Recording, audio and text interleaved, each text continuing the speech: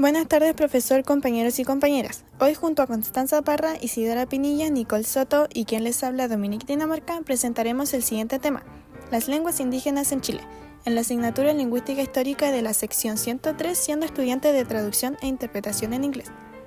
Las lenguas indígenas en Chile poseen gran relevancia en la historia del español, porque durante la época colonial el español hablado en el país comenzó a desarrollar características propias a diferencia de las variedades surgidas en América. El contacto entre los colonizadores españoles y los pueblos indígenas influyó especialmente en el ámbito léxico, incorporando miles de términos del mapudungún, quechua y aymara, lo que enriqueció notablemente nuestro vocabulario.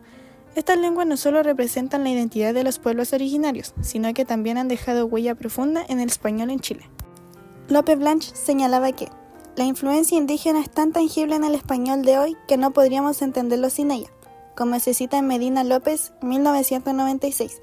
El autor explicaba cómo el español hablado en América no puede entenderse sin considerar la huella de las lenguas indígenas, tanto en el léxico como en la toponimia y en la visión del mundo que esas lenguas aportaron. Muchas palabras que usamos a diario provienen de lenguas originarias, especialmente del mapudungún y del quechua.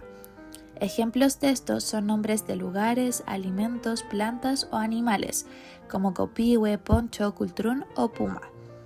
Esta influencia muestra cómo el español chileno se fue construyendo en contacto con las culturas y lenguas de los pueblos originarios, reflejando la diversidad y riqueza cultural que forma parte de nuestra identidad.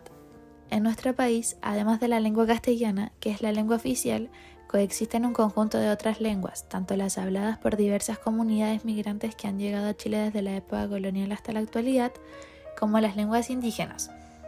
Del conjunto de lenguas originarias que se hablaban en el actual territorio de Chile, se encuentran en uso 6 lenguas habladas en distintas áreas del país: aymara, quechua, rapa nui, cahuéscar, yagán y mapudungún. Asimismo, hay una 7ª lengua, el kunza, perteneciente al pueblo atacameyo o licanantay, que se encuentra en un proceso de revitalización impulsado por el Consejo de la Lengua Kunza en San Pedro de Atacama, región de Antofagasta. Muchos pueblos indígenas han hablado y aún hablan más de una lengua.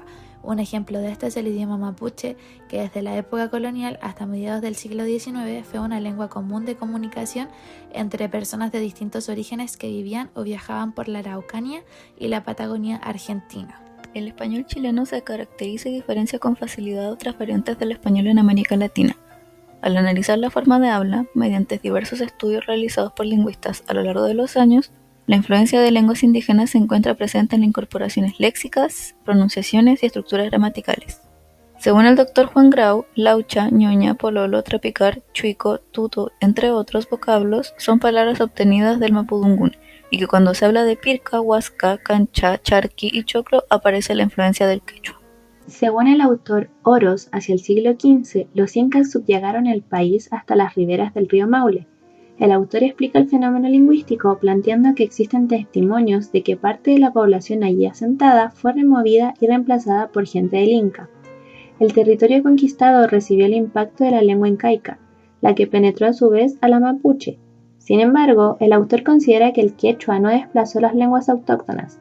Su influjo se limitó a préstamos observables en muchos de los topónimos locales. Teniendo esto en consideración, podemos deducir que existió una influencia de abstracto, cuando los pueblos indígenas se trasladaron y relacionaron entre sí. Esto explicaría el impacto y la relación existente de su influencia en la lengua hasta la actualidad.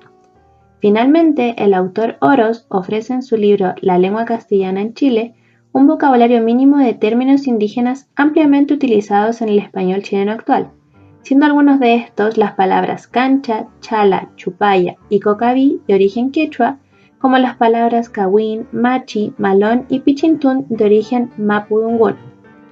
Con esto podemos concluir que la influencia de las lenguas indígenas en el español de Chile es una influencia latente, ya que han dejado una profunda huella en nuestra forma de comunicarnos, logrando así que nuestro dialecto se diferencie de otros, lo que da lugar a un fenómeno lingüístico que refleja la identidad multicultural del país.